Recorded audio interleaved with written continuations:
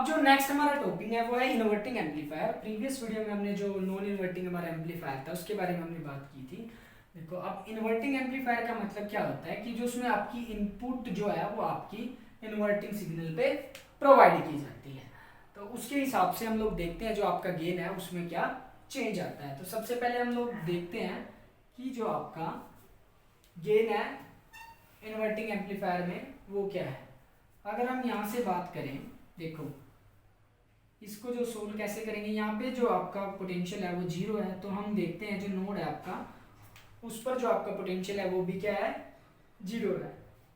अब देखो ये जीरो है, अगर मैं यहाँ पे इस नोड पर अपना जो केसीएल है वो अप्लाई करूँ तो अप्लाई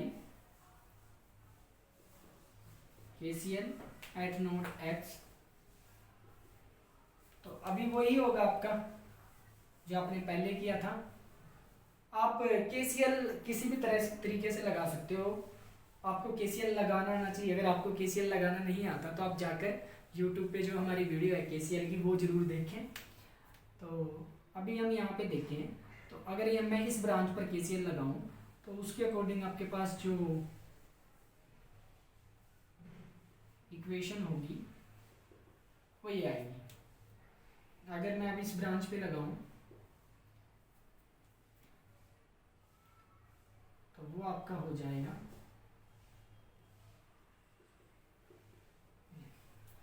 देखो यहाँ पे मैंने जीरो एज्यूम किया। अब मैंने देखा कि इस पॉइंट पे जो हमारा पोटेंशियल है वो तो जीरो ही है, तो मैं मानकर चलता हूँ कि मेरा हायर पोटेंशियल ये है। मैं ऐसा मानकर चलता हूँ कि मेरा जो हायर पोटेंशियल है वो ये है। आप कुछ भी कंसीडर कर सकते हो, इधर से भी इधर से, वो सारी केसीएल की प्रॉपर्टी होती है। अब हम क्या करते हैं, इसको सोल्व करके देखते हैं कि आपका जो आउटपुट है वो क्या होगा।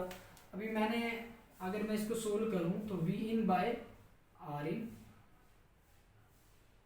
Plus V out by R F equal to zero. अगर मैं यहाँ से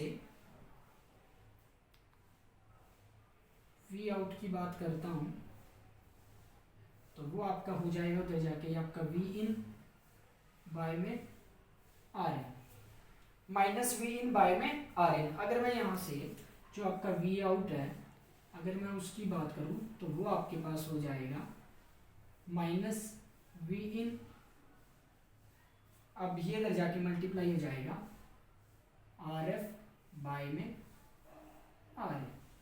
तो ये जो आपका, अगर मैं यहाँ से गेन की बात करूँ तो जो आपका वोल्टेज गेन हो जाएगा वी नोट, ये भी नहीं धरा जाएगा, ये आपका हो जाएगा माइनस आर एफ बाय में आर एन। अभी यहाँ पे आपने देखा ये तो आपकी वी आउट आई है, ये क्या है आपकी इन्वर्टिंग एम्पलीफायर की आउटपुट, और ये जो आपका है voltage gain minus R F by में आर एन। अभी यहाँ पे आपने देखा कि जो आपका नॉन इन्वर्टिंग एम्पलीफायर था उसका जो आपके पास गेन आया था वो क्या था, 1 प्लस में आर एफ बाय में आर एन।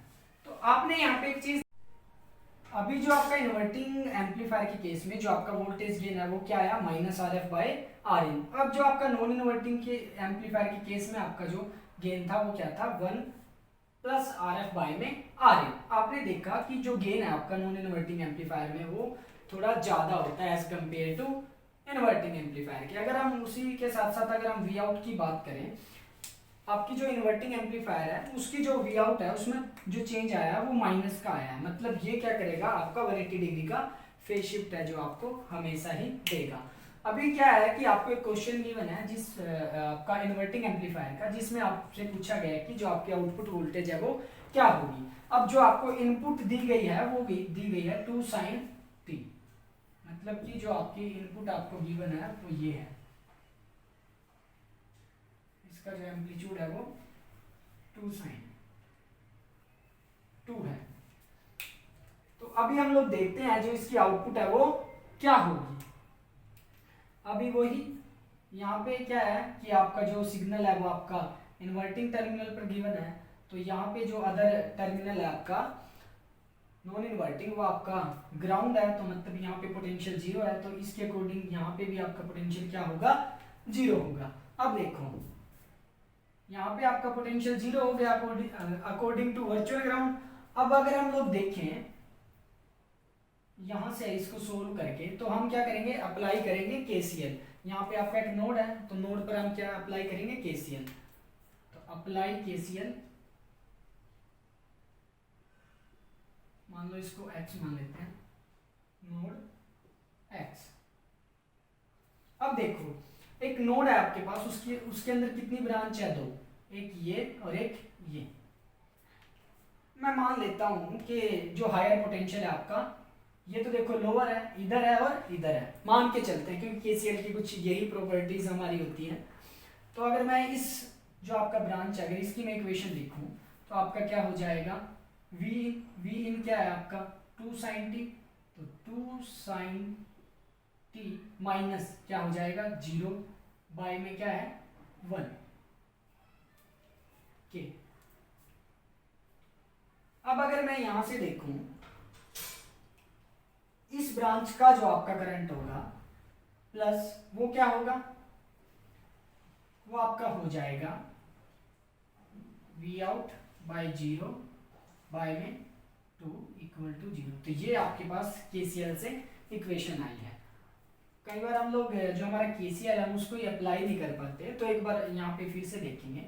मैंने क्या किया कि इस पॉइंट पर मैंने जो है वो लोअर पोटेंशियल को कंसीडर किया। तो मान लो कि अगर मैं देखो उसकी जो केसीएल की प्रॉपर्टी होती है वो क्या कहती है, जिस भी डायरेक्शन में आप हायर पोटेंशियल कंसीडर करके चलते हो, जो आपका करंट है वो उस डायरेक्शन से होगा। मान लो कि मैंने अगर हायर पोटेंशियल इधर से लिया तो ये होगा। अब देखो दोनों जो करंट आपके इस पॉइंट पे आके मिलते हैं, मतलब दोनों की डायरेक्शन से मैं, तो इस वजह से जो ये प्लस का साइन है वो आया है।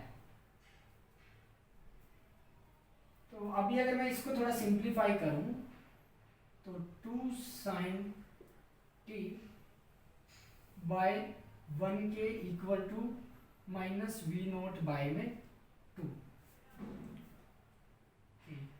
के से आपका के कैंसिल कर देते हैं, जैसे भी आप थोड़ा सिंप्लीफाई करने में इजी लगे। अगर मैं यहाँ से वी आउट की बात करूँ तो वी आउट आपके पास क्या हो जाएगा, ये 2 इधर मल्टीप्लाई हो जाएगा और ये माइनस 4 sin t।